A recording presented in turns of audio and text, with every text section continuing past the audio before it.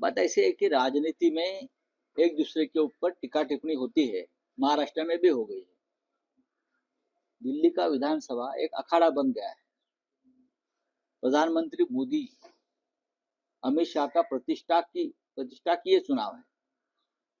सामने केजरीवाल जी 10-15 साल से वो सत्ता में है लगभग। बीजेपी दिल्ली में बहुत डेस्परेट हो गई है और इतना डेस्परेशन है तो अपना आका खो गई। जुबान पर लगाम नहीं है। जिस तरह से ये जो रमेश बिदुड़ी जी है, जिस प्रकार का भाषा का इस्तेमाल किया है, नरेंद्र मोदी जी अगर महिलाओं का सचमुच आदर करते हैं, राजनीति में भाषा का इस्तेमाल कैसा करना चाहिए, अगर ऐसे लोग जानते नहीं तो मोदी जी ने रमेश बिदुड़ी को चुनाव से बाहर करना चाहिए।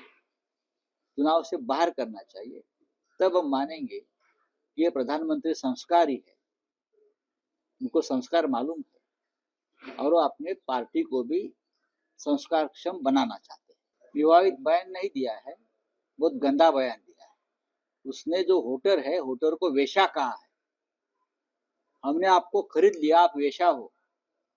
इस प्रकार का बयान महाराष्ट्र के सत्ताधारी दल के एक विधायक करता है, जिसका नाम संजय गायकवाड़ है, जो शिंदे गुट का है।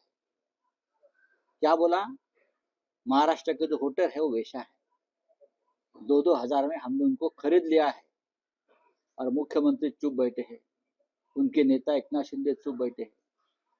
इन लोकतंत्र को रखेल वेश्या कहने की भाषा अब शुरू हो गई है, क्योंकि आपने लोकतंत्र को खरीद लिया है। अपने रखेल बनाने की कोशिश चल रही है और वो दिमाग आपका उस दिशा में चल रहा है जो संविधान उसे मान्यता नहीं। क्या कार्रवाई की है इस विधायक के ऊपर, जो अपने वोटर्स को वेश्या कहता है, महाराष्ट्र को वेश्या कहता है? तो आपको क्या, आपने वेश्याओं का अपमान किया है। मैं इतना ही कहता हूं। आपने लोकतंत्र का नहीं, आपने ये जो सेक्स वर्कर्स है उनका भी अपमान किया है एक तरह से। ये बहुत गलत बात, एक गंदी बात। वो भी भिखारी है, मैं मानता हूँ, वो भी भिखारी है, भ्रष्टाचारी सब।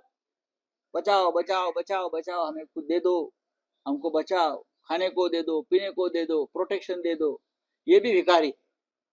जो जो बीजेपी में गए हैं वो सब भिखारी है, भ्रष्टाचारी है।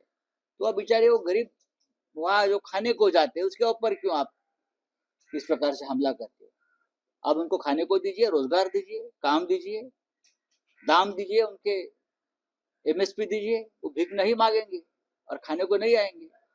अगर भिखारी शिरडी में खाने को आ रहे हैं, उसका मतलब महाराष्ट्र ठीक तरह से महाराष्ट्र में काम नहीं चल रहा। और आप जैसे लोग जो है राजनीति में अपना भ्रष्टाचार छुपाने के लिए, सत्ता के लिए बीजेपी के दरवाजे में भीख मांग रहे हो। आप भी भिखारी हो सब लोग।